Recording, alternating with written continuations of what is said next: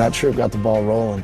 We just went to Spain and Mallorca. The weather was super good. We hit up a bunch of like amazing spots and skated all day, all night, and ended up getting like a good stack.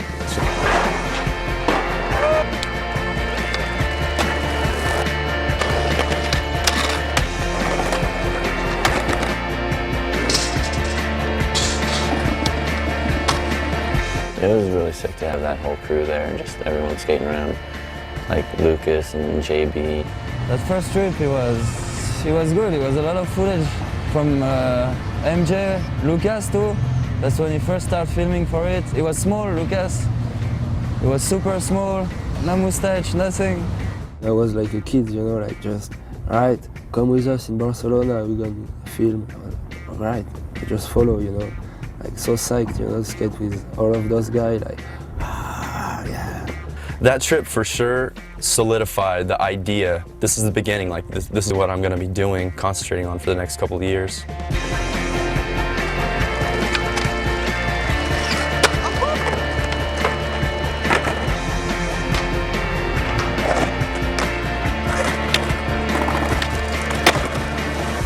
Yeah, that was a good trip to really start things off because it was really productive.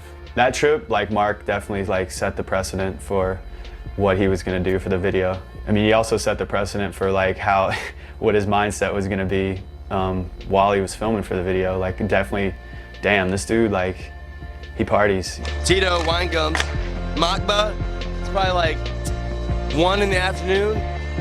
And yes, I've been drinking some wine. There was definitely like some tension at times on that trip. It was a little serious, like, hey, we're supposed to be filming, you know, we're not like doing demos, like we're here to film. So there was a little tension maybe when some people weren't taking it very serious or something. There were definitely awkward moments on that trip. You know, when you put a group of people together that never really been together before, it takes a minute to like work out the kinks. When you have like that dynamic, you know, maybe excessive drinking and like people, like just worrying about people, it definitely creates some tension, you know. And I think, I don't know, that might have had some, like a little bit to do with like the stress level that was involved.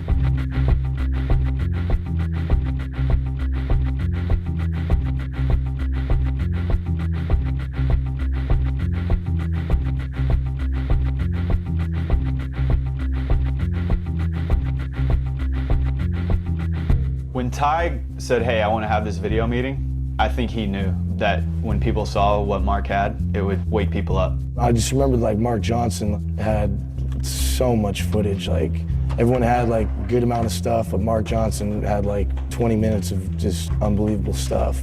Everyone's parts were like kind of quick hitting, you know, good parts, but then it was like, and Mark was just like going on. We were like eating pizza, like, this guy's part's still going? Like, geez. This is gonna sound weird, but it was kind of embarrassing, you know? Almost like you're sitting there on the couch and you're just like, oh, Rad, I'm that guy. I'm that dude. I'm the prick. Oh, it's like, you know, oh yeah, dickhead over here has 6 minutes of footage and I only have, you know, 15 seconds or whatever. Like, Rad, thanks, dick. The amount of footage he had was equal to everybody else's put together at that first viewing. And I think I remember all of us walking out like, what the fuck? We really got to get it together because MJ's got like 4 parts. At that point too, I think they were already saying like, yeah, the video's coming soon, you know, we only have a few more months, like here it is, here's your part. If you don't like it, then, you know, you need to step it up and change it, you know, so it was like, definitely to get us hyped and put the pressure, like here it is and it's coming soon. I feel like that was definitely a turning point. I think that's when people were like, okay, if I'm gonna stand out in this video, like I gotta start doing it. Some plans were made and rice was thrown, a house was built, a baby born. How time can move both fast and slow amazes me. And so I raised my glass. It was one of those things, like, whenever you'd think about it, it'd be like, dude, where's Guy? You know? That'd be like one of the questions I would ask, like, from time to time, like, because he's always been one of my favorites. It won't bow to your demands. There's no difference you can make. There's no difference you can make. And if it seems like an accident, a collage of senselessness, you weren't looking hard enough. I wasn't looking hard enough. Hey.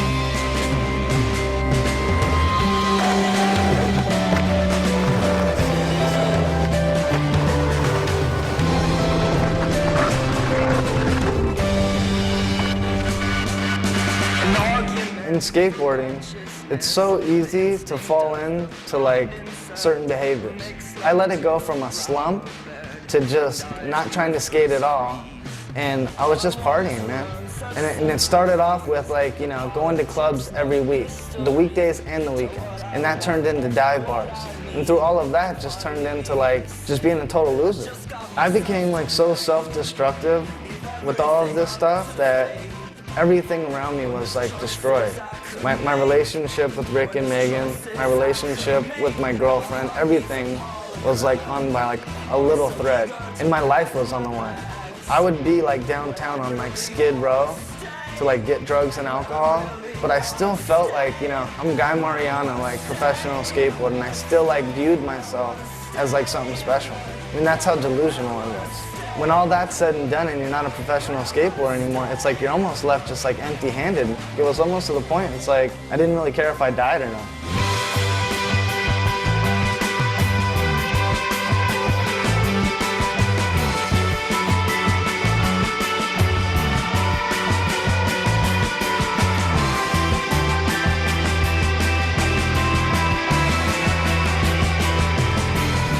He's the only guy that we've been waiting for. There's only one, and that was Guy Mariano. And then when Rick dug him out of wherever the fuck he was, that's nice of him. That's what a friend would do.